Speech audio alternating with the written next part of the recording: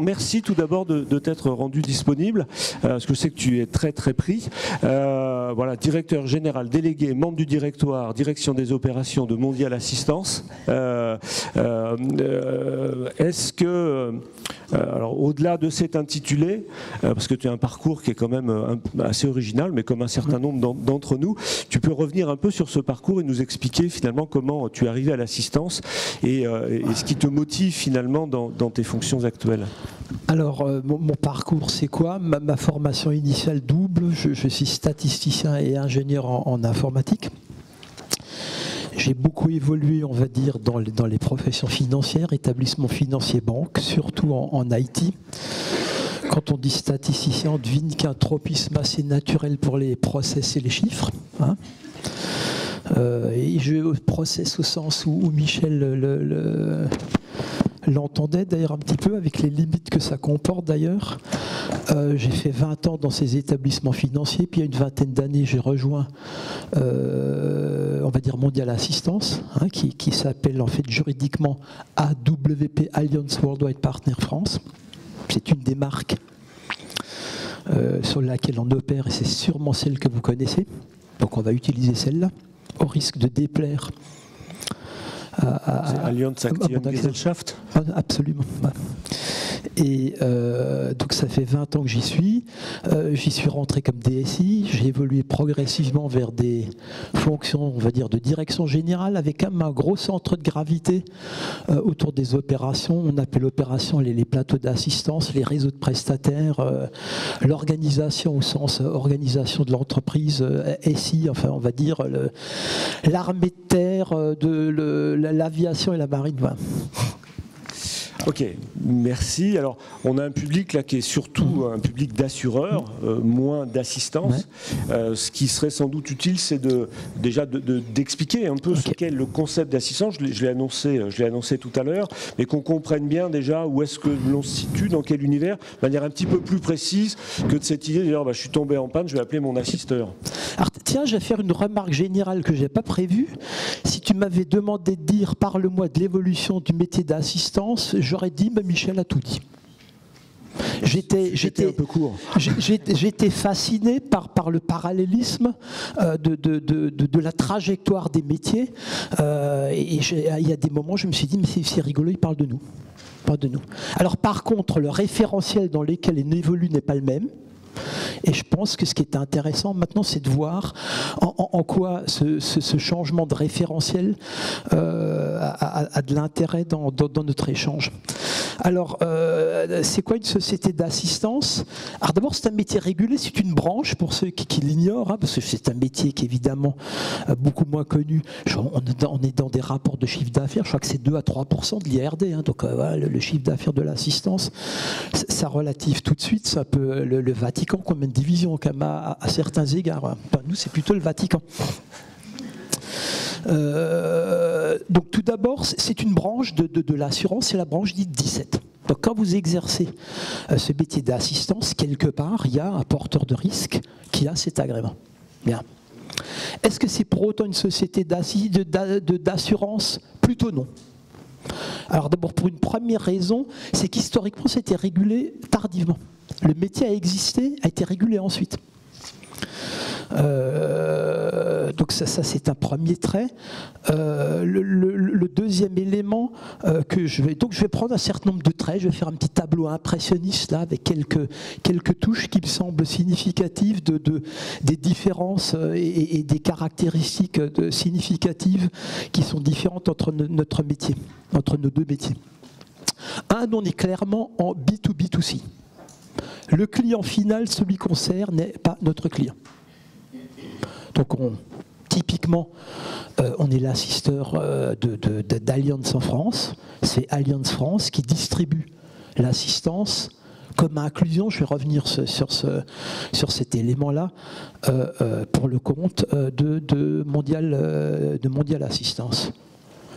Groupama distribue l'assistance pour le compte de Mutuelle. Bien. Ce qui veut par exemple dire immédiatement que les forces commerciales sont des forces commerciales B2B, quelques dizaines de personnes, plus ou moins suivant l'exposition au marché extérieur. On ne parle pas de milliers d'agents ou de milliers de salariés, vie ou autre. Voilà. Alors, j'ai pris des anti-sèches parce qu'il y a beaucoup de choses qui me semblent évidentes au quotidien pour moi, mais qui ne le sont certainement pas pour vous, et je voudrais éviter d'en doubler. Bien. La distribution directe, 1%. On vend un peu de produits voyage en ligne. Voilà. Je pourrais ne pas le mentionner. C'est quasiment anecdotique. Pourquoi d'ailleurs? On n'a qu'à m'éviter historiquement de vendre les mêmes produits que nos donneurs d'ordre. Ils l'auraient sûrement mal pris. Mais certains y pensent, qu'ils sont peut-être un peu moins affiliés à une société d'assurance directe.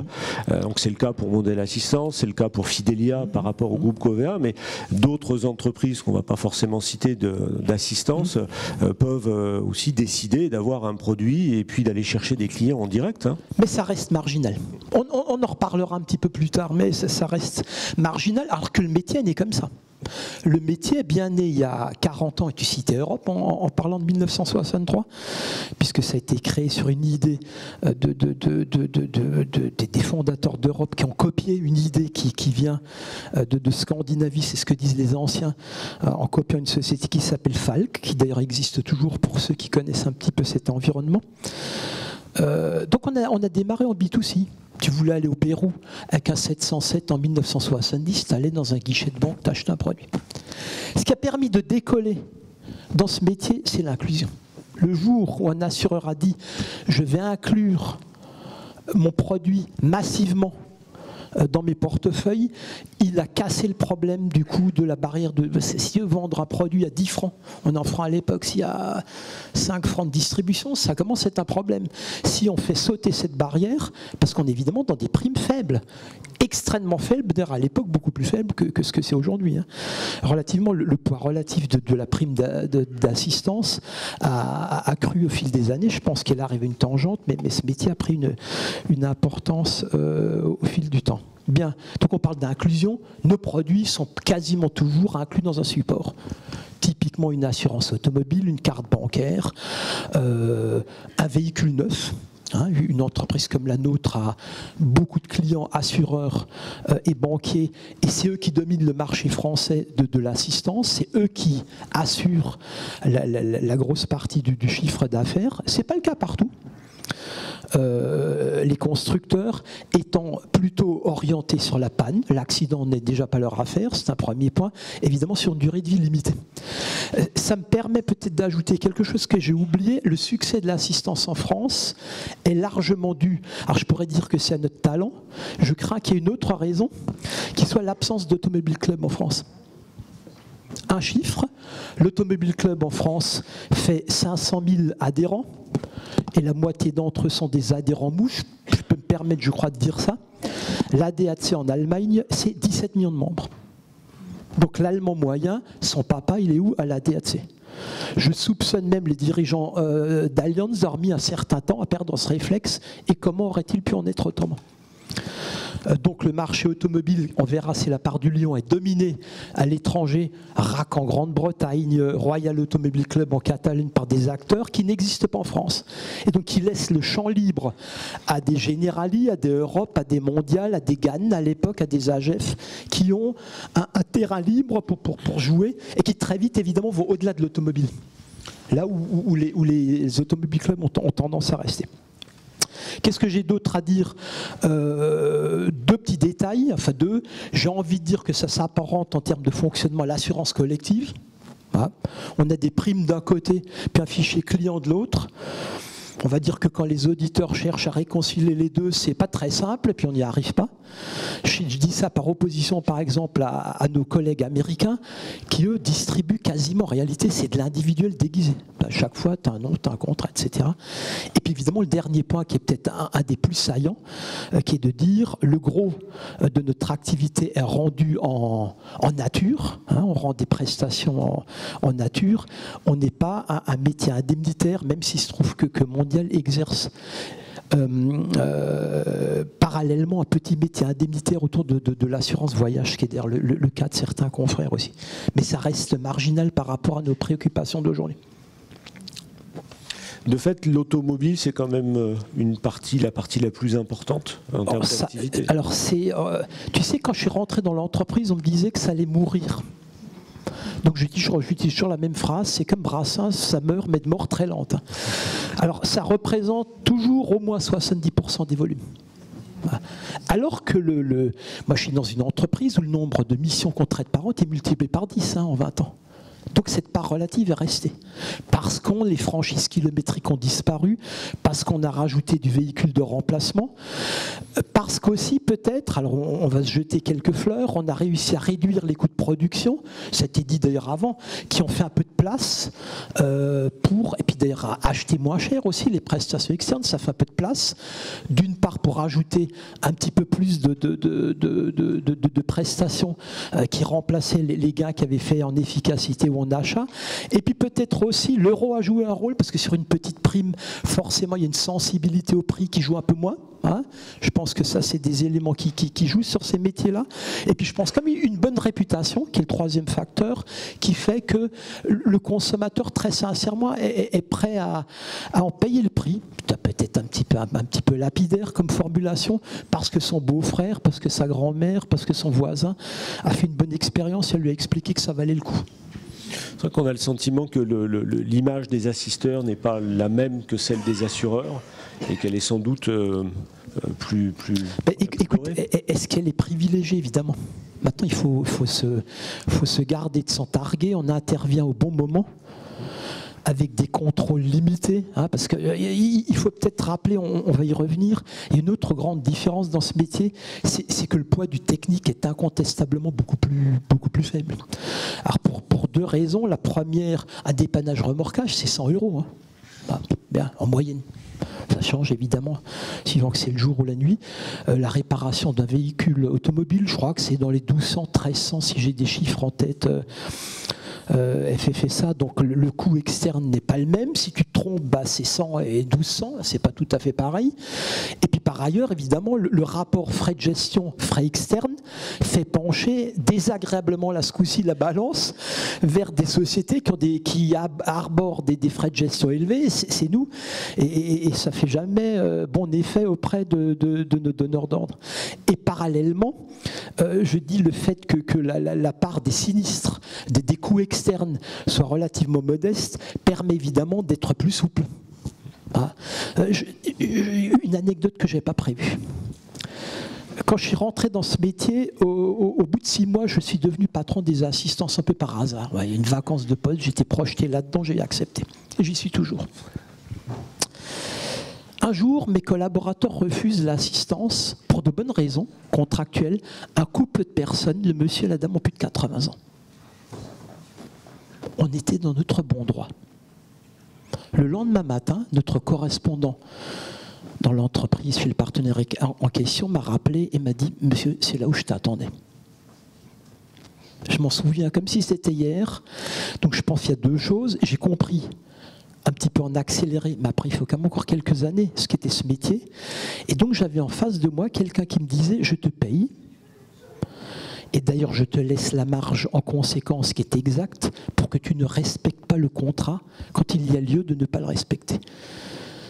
Et je dirais qu'un bon chargé d'assistance, c'est celui qui sait ne pas respecter le contrat pour atteindre un résultat, peut-être en ayant parlé à sa hiérarchie, mais on a avec nos clients beaucoup, on va dire, d'empathie, d'échange pour que ce type de choses fasse partie de notre ADN. Et c'est toute la complexité de ce métier. C'est-à-dire là où souvent on agit de manière un peu automatique en assurance, je me permets de dire ça encore une fois, c'est caricatural, sur les sinistres simples, on ne peut pas tout à fait se contenter de ça. Et à l'inverse, les fréquences ayant explosé, on ne peut pas non plus faire de chaque dépannage remorquage en bas de ton immeuble qui suppose juste un coup de boost sur ta batterie, en faire une affaire d'État, parce que quand ça demande 5 minutes, il ne ferait pas que ça en demande 20. Je ne sais pas si j'ai un peu essayé de résumer l'état d'esprit de ce que c'est, puis j'ai peut-être un peu improvisé par rapport à ce que je t'ai envoyé. Mais ça tombe bien, c'est pour ça que je t'ai demandé de venir. C'est vrai qu'on ne l'a pas dit, mais il y aurait énormément de choses à dire, mais j'avais écrit il y a quelques années, indemniser est un acte commercial. Et ça m'avait valu, il y a une douzaine d'années, voilà, un certain nombre de retours négatifs en disant non, c'est pas un acte commercial d'indemniser. Je dis si, dans la mesure où on travaille à la satisfaction du client, donc à la bonne image de son entreprise. Et ce que tu pointes du doigt, que je trouve extrêmement intéressant, c'est précisément ce qui, dans notre culture latine, et par opposition peut-être à une culture davantage anglo-saxonne, rentre dans le contrat ou rentre dans le geste commercial. Dans une culture, on est à grosse maille, dans une culture anglo-saxonne, le contrat fait la loi des parties et on n'est tenu que par l'application du contrat. Dans notre culture latine, faire un geste commercial, précisément, c'est pas juste appliquer le contrat, c'est aller au-delà du contrat. Quand on attend d'un commerçant, d'un restaurateur, qu'à la fin du repas, en plus du café, il offre le cognac ou quelque chose d'autre, ça rappelle quelques souvenirs, il a fait un geste commercial. Quand il y a ce petit plus, ce supplément d'âme, qui fait qu'on est reconnu individuellement au-delà de ce qui était strictement dû au sens contractuel juridique du terme. Et c'est précisément ça qui fait la différence. Et je pense que, voilà, au travers de cette anecdote, voilà, qui n'était pas prévue pour là, mais que tu m'avais déjà raconté en off, je pense que c'est là-dessus que l'on pointe du doigt ce qui fait peut-être, alors sur un engagement effectivement limité, puisque si c'est 100 € qui est en jeu, qui va faire la différence et qui va générer cette image extrêmement positive de l'assisteur qu'on a peut-être parfois du mal à avoir à l'identique côté assurance. Alors 10 sur 10, quand un auditeur étranger vient en France et qui voit un geste commercial, commence à se poser des questions. Alors, ceci étant dit, ça s'encadre comme de plus en plus. Très souvent, maintenant, on négocie des enveloppes avec nos bipartenaires et ça s'inscrit. C'est pas non plus, c'est pas open bar, vous imaginez bien. Mais l'état d'esprit reste quand même là. Ça, c'est le premier point. Peut-être, tu pointes un autre doigt, le succès probablement des entreprises d'assistance dans les pays latins s'appuie aussi sur une capacité d'improvisation qui est par exemple totalement absente sur des plateformes chinoises. Incapable de faire ça. Donc c'est très très très intéressant de se frotter à ces choses-là culturellement. Avant d'aller peut-être un peu plus dans le détail on va parler du métier d'assisteur, mais avant d'aller dans le détail des métiers de l'assistance, enfin de rentrer au niveau des individus, tu as beaucoup parlé finalement des produits, de la manière d'élargir le spectre d'intervention de l'assistance. Tu peux nous donner quelques exemples complémentaires de types d'intervention? Alors je ne sais pas s'il faut appeler ça encore de l'assurance ou... Tu veux dire dans les métiers au-delà de l'automobile par exemple, c'est ça la question? Ouais, alors éventuellement dans le cadre de l'automobile, alors peut-être d'abord le spectre des prestations qu'on rend, la couverture du cycle de vie de l'événement est beaucoup plus large qu'au début. Je vais prendre un exemple simple. Il y a 20 ans, on couvrait le moment de la panne, point, dépanneur terminé. Bien. Progressivement, le métier s'est élargi, par exemple en prévention. Monsieur l'automobiliste, tu peux appeler notre plateforme où il y a des mécaniciens. Je reviendrai peut-être sur ce petit point, parce que si le voyant rouge ou orange t'interpelle, quelqu'un saura te dire si tu peux continuer ta route ou t'arrêter tout de suite. Donc on est en amont de l'événement. Bien. Un peu moins qu'on escomptait, là aussi c'est un point que je reviendrai plus tard, tout ce qui est télématique, on est encore loin. Peut-être ça sera un point pour terminer. Donc on est quand même encore largement dans l'échange téléphonique. Donc amont, prévention. Aval, véhicule de remplacement. Chez nous maintenant, nous envoyons couramment les véhicules en panne. Je me précise ça pour les assureurs qui pourraient être inquiets de ce que je vais dire autour dans l'hémicycle. J'ai bien dit panne et pas accident. Nous avons créé notre propre réseau de garages agréés panne et nous orientons les véhicules autant que faire se peut. C'est le libre choix du consommateur en France, vers ce réseau. Pourquoi? Parce que c'est notre intérêt, c'est l'intérêt de notre donneur d'ordre aussi.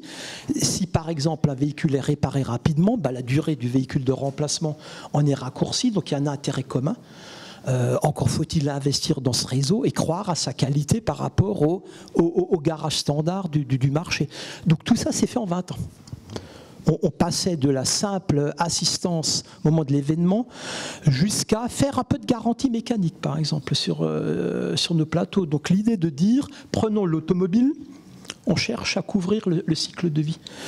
Dans le daily care, on est à peu près dans les mêmes dispositions, c'est le maintien des gens à domicile, typiquement des garanties qui sont par exemple incluses dans une garantie santé complémentaire.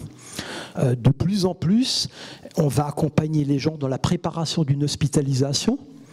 Et puis ça va peut-être se terminer par une plateforme qu'on opère au sein de nos équipes de téléconsultation qui permet à la personne, parce que le dimanche 12 avril, son généraliste n'est certainement pas joignable, dans le cadre de cette couverture santé complémentaire, il pourra faire appel à ce type de garantie. Ce qui d'ailleurs, on parlait avant de la réduction des fréquences, qui est un problème qui se pose un petit peu moins chez nous, parce que le spectre des garanties a peut-être élargi.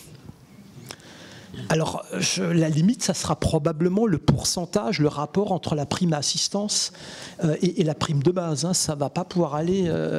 Sky n'est pas de limite, là, je crains, hein, dans ce domaine-là. Je ne sais pas bien où elle est, d'ailleurs. Mais... Oui, parce que c'est vrai que le domaine d'intervention des assureurs se déplace vers de la prestation en nature. Voilà, sur la base de ce constat que je donnais tout à l'heure, que tout le monde a à peu près le même contrat. Donc c'est sur le comment qu'on pourra faire la différence. On élargit la proposition. Ce qu'on a pu aussi identifier et voilà, expliquer ici même, c'est qu'on entend de plus en plus souvent dans la bouche des assureurs le terme de conciergerie en termes de services, d'extension des services. Alors sur un modèle qui reste à construire, parce que là on n'est pas dans le domaine des hôtels ou des palaces, où l'argent est relativement un problème secondaire, mais là sur un marché de masse qui pose des problèmes de solvabilisation et d'organisation. C'est en ce sens-là que finalement le métier d'assureur évolue vers un profil davantage assistentiel.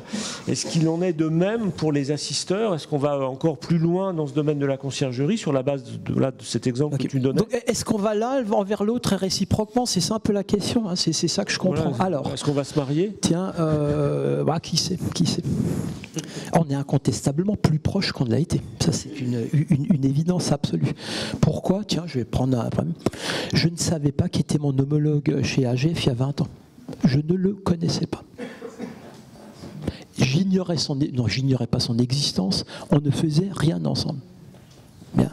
A contrario, aujourd'hui, avec tous nos partenaires, le taux de routage vers les garages agréés, en cas d'accident, on doit le monitorer avec un chiffre après la virgule. Donc les choses ont légèrement changé.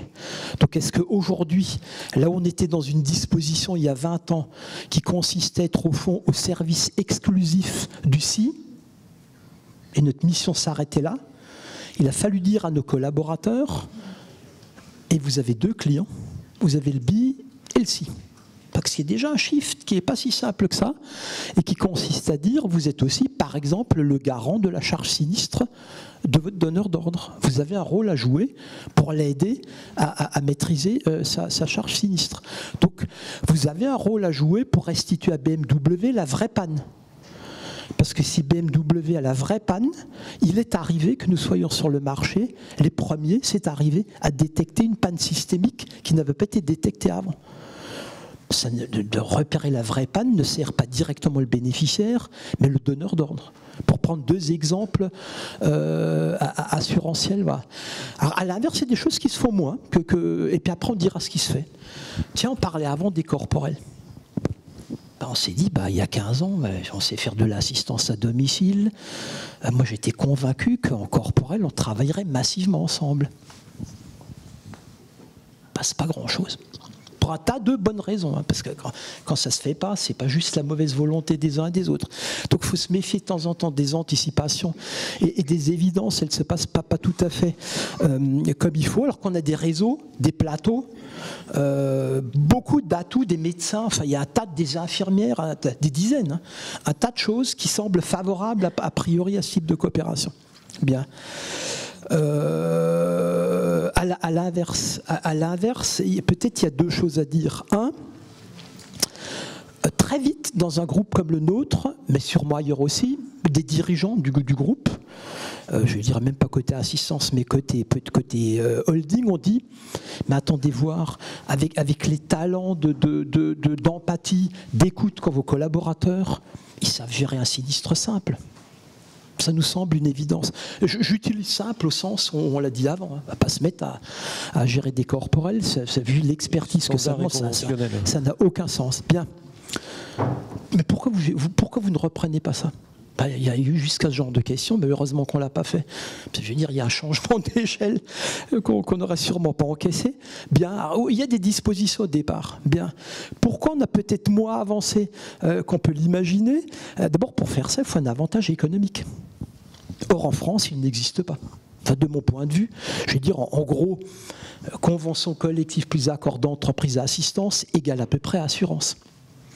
Donc si tu te substitues à quelqu'un d'autre juste pour faire le même métier que lui, pour guère moins cher que lui, c'est une voie qui n'est pas tellement prometteuse. Je pense, en ce qui me concerne, j'imagine que c'était quand même un des freins majeurs. Sauf à faire jouer d'autres synergies. Et quelles sont-elles et où s'est-on développé? Alors déjà le 24-24. Évidemment, une des premières grosses différences dans nos métiers, c'est que nous sommes ouverts 24-24. Il n'y a jamais moins de 15 personnes sur nos plateformes au creux de la nuit. Bien. Donc là, très vite, la tentation de dire « prends au moins un message quand ma plateforme indemne est fermée » est un début. Et puis on peut imaginer aller plus loin. On a commencé à ouvrir les sinistres nous-mêmes. Parce que quand c'est des sinistres simples, on peut imaginer le faire avec des formations qui ne durent pas des éternités. On y arrive. Et avec des niveaux de qualité suffisants pour que, par exemple, notre actionnaire continue à nous faire confiance. Bien. Moi, pour ma part, je pense que le vrai succès, c'est quand, par exemple, un chargé d'assistance gérera en même temps un sinistre assurance, je vais le baptiser comme ça provisoirement, et une situation assurance. Là, il y a de la différenciation. Si tu fais 2 en 1, on peut commencer à dire il y a de la valeur ajoutée. On joue sur des leviers qui me semblent prometteurs. On commence à le faire.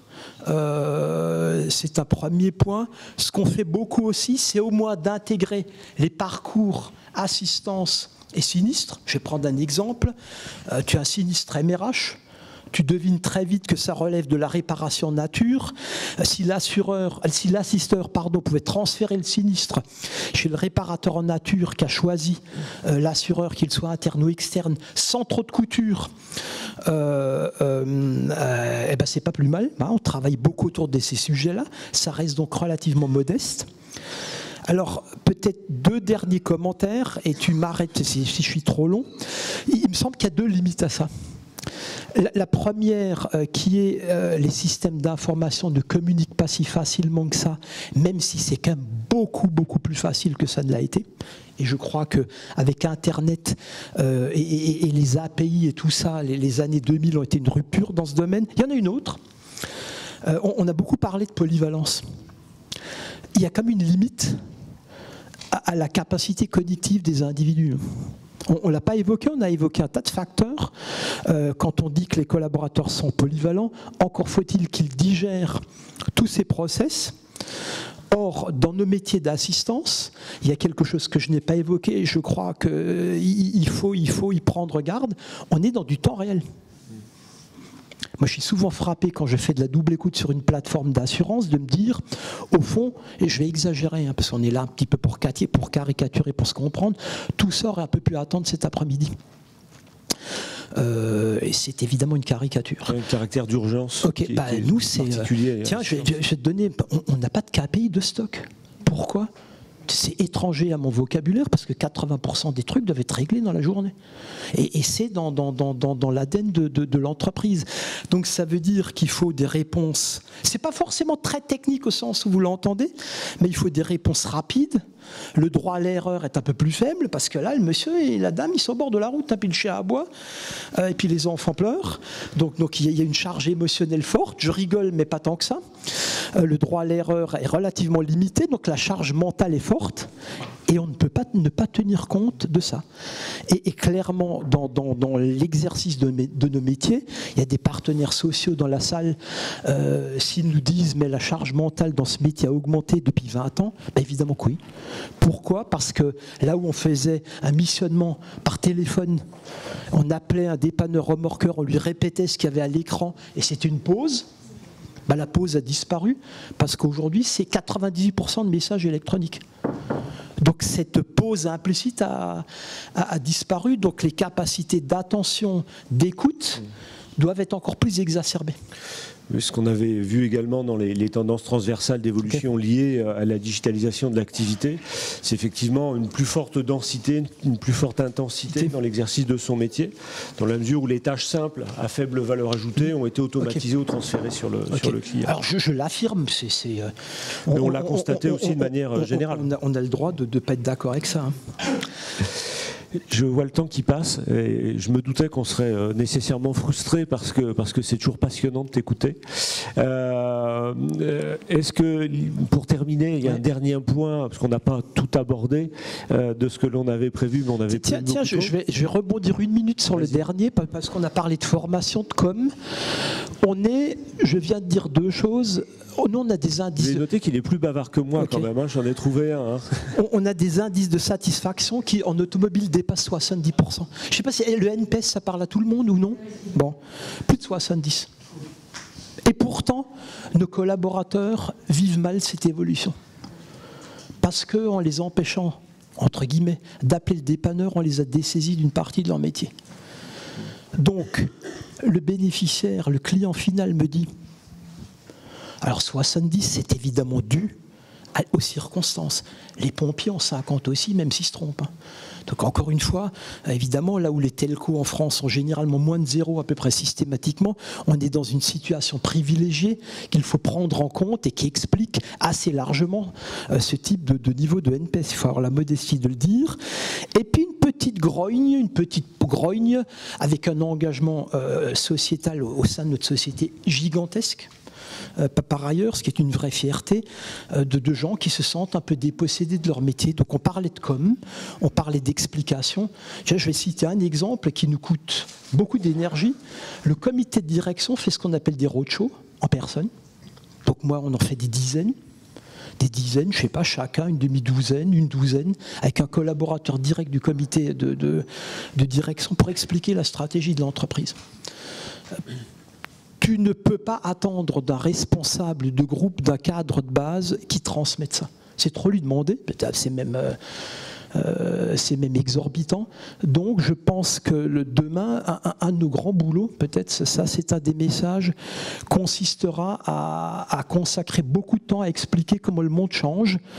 Parce qu'évidemment, quand tu observes ce qui s'est passé l'année dernière et ce qui continue à se passer dans la société civile, quand on rajoute cette incertitude-là, il va falloir mouiller sa chemise, même dans une entreprise comme la nôtre, pour expliquer voilà ce qui se passe. Alors que la notion de plan de suppression d'emplois, c'est même pas en rêve. Chez nous, c'est un problème qui ne s'est jamais posé. Il n'y a pas d'inquiétude à avoir de ce côté-là. Ça viendra peut-être, mais aujourd'hui, rien ne l'indique. Donc on a ce paradoxe peut-être à affronter, je crois que vous l'avez dit aussi, et c'est peut-être la chose qui me frappe le plus aujourd'hui en dirigeant. Et si j'ai un reproche à me faire, à dire, tu n'as pas passé assez de temps sur ce sujet-là. Voilà. La question de la reconnaissance est au cœur effectivement de toutes les actions à conduire. Mais on est dans un métier où on utilise souvent dans notre métier, j'aime bien cette expression qui est issue de notre RH, qui parle de symétrie des attentions. Qui dit quoi ? Qui dit, vous attendez de votre chargé d'assistance qu'il chouchoute la personne qui est en face de lui. Qu'est-ce que tu fais toi pour le chouchouter ? Si tu ne fais pas pareil, tu t'es loupé. Oui. Un sujet qu'on n'a pas abordé, mais dans la préparatoire, je pense avec Pierre-Emmanuel, qui est manager, c'était pas exactement l'objet de la table ronde, mais voilà, dans notre conversation privée, il me disait quelque chose que je trouvais extrêmement intéressante et qu'on peut, qui commence à diffuser. C'est sa définition du manager. Donc il m'arrêtera, il me coupera si je me trompe. C'est finalement le manager, il est au service de ses collaborateurs et c'est lui qui doit leur donner les moyens des objectifs qu'on s'est définis ensemble. Et je trouve que cette manière d'inverser le positionnement en disant c'est pas moi le chef qui impose aux autres, mais ma responsabilité c'est de faire en sorte que mes collaborateurs réussissent leur mission et atteignent leurs objectifs, c'est une manière radicalement différente de voir les choses, parce que c'est pas les épaulettes qu'on a sur les épaules, c'est pas le positionnement dans la pyramide hiérarchique de l'entreprise, mais c'est véritablement remettre le client et la satisfaction du client comme le but véritable de nos actions collectives. J'ai absolument rien à rajouter, là j'y souscris à 100%. On va libérer...